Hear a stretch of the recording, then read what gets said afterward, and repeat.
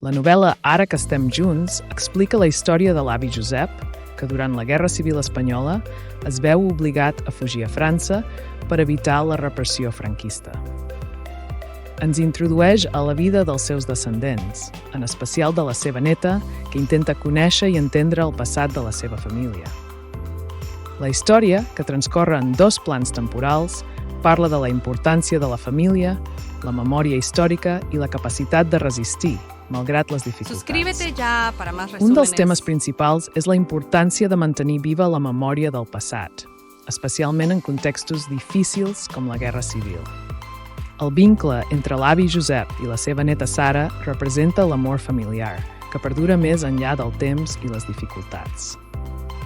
Els personatges afronten situacions extremes, com l'exili i la pèrdua, mantenint l'esperança davant l'adversitat.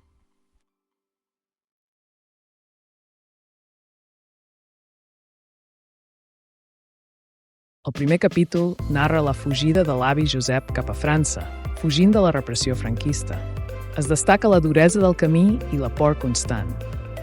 Josep arriba a un camp de refugiats amb condicions extremes.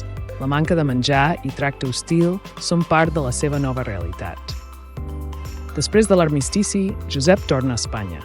Malgrat l'amargor de la dictadura, intenta refer la seva vida amb la seva dona. Sara, la neta de Josep, vol aprofundir en el passat del seu avi. Visita llocs clau per entendre millor la seva història familiar. Es relata la relació entre l'avi i la neta. Josep comparteix moments tendres i ensenya a Sara l'herència de la seva història.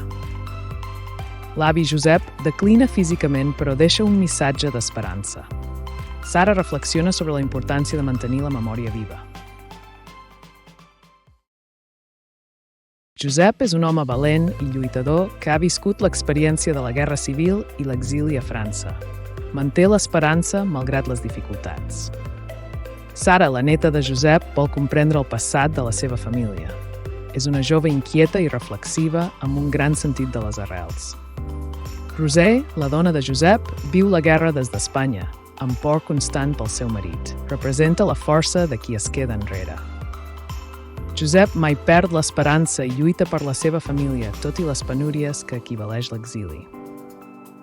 Sara desitja mantenir viva la memòria del seu avi i aprendre sobre les arrels familiars.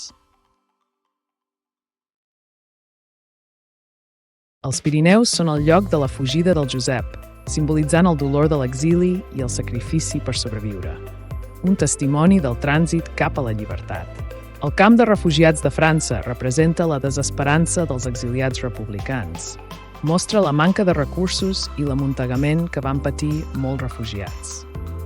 La casa familiar del Josep és on torna després de la guerra, simbolitzant la reconstrucció física i emocional de la seva vida després del conflicte.